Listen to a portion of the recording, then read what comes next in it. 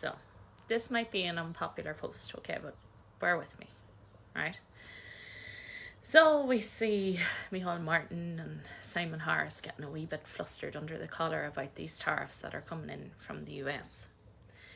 Now stall the ball a minute, okay? Look at all the pharmaceutical companies and the multinational companies that have came to Ireland, okay, over the last 20 years. They don't pay the standard corporation tax that other companies like my own have to pay. They get, oh, you're here, no problem, you know, céad míle fáilte.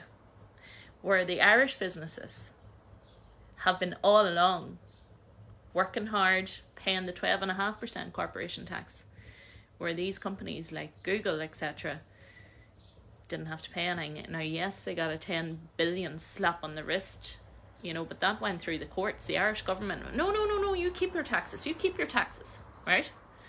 Bear with me. So, while we watched our farmers and our fishermen and our hospitality and our tourism industry and our small retail shops that were keeping this country going for the last couple of 100 years, when we seen them decimated, the Irish government did not get a flying hoot. And they didn't. They were all about the multinationals. They were all about bringing in these massive corporations into this country, filling cities and letting rural Ireland crumble. So yes, Trump is doing tariffs, etc. He wants to bring them companies that are making a fortune elsewhere for lower tax grades, he wants to bring them back to the US. Okay, they're US companies. He wants to slap on the tariffs now, the likes of Kerrygold, which it will affect, etc. But my message here is, if the government had actually put the Irish businesses first, and the Irish consumers first, and the Irish farmers and the Irish fishermen first, and the Irish actual workers that are trying to make ends meet, then the country wouldn't be in so much of a mess. Small shops would not be closing. Our tourism sector would not be crumbling due to the lack of control that they had, being European puppets. And yet Micheál Martin is still talking about a European approach. Hello, knock, knock, knock. This is Ireland. Ireland. And, you know, I think that if they had to focus on Irish business, Irish entrepreneurs, giving people a bit of a hand here that have been born here, worked here, paying their taxes here, paying their 12.5% corporation tax, while the multinational international companies, no, you keep your money, thanks for coming. That's my 2 pence worth. Look, it's going to be an unpopular decision. A recession here wouldn't be the worst thing to happen for our Irish government, because the people in there are not qualified to do the jobs. They haven't a clue. They're relying on von der Leyen over in Brussels and Strasbourg to come up with some miracle plan about these tariffs.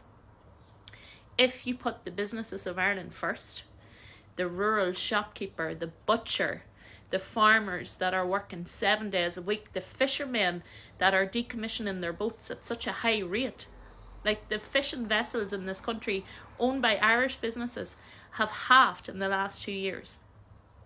There are generational farmers that have put food on your table. Generational fishermen and fisherwomen, not fishers, have put food on your table, and they are the ones, along with your local shopkeeper, you know, people who make clothes, our own resources here, were completely forgot about. And you can see all the pharmaceutical companies, you know, yes, they're supplying jobs, etc. But them jobs could have been in people's own towns, villages. And instead, if you go outside a city now and you go to rural Ireland, how many houses are lying empty? How many businesses are shut? So it's just food for thought. You know, they should have concentrated on Irish businesses all along. So Might be unpopular. Feck it. And have a great weekend, folks. But there's a huge slap in the face coming now, because they're going to have to actually use their brains to try and negotiate this one. And if Simon Harris, our Taoiseach, wasn't so busy calling President Trump, he wasn't president at the time, but, you know, he was always going to run again, a gowl. He called him a gowl so publicly. They're not going to negotiate with you, Harris. They're going to laugh at you. End of. So, yeah. They should have put Ireland first. They should have put Irish people first. They should have remembered those that have contributed to society for generations. And now they're going to feel the pinch.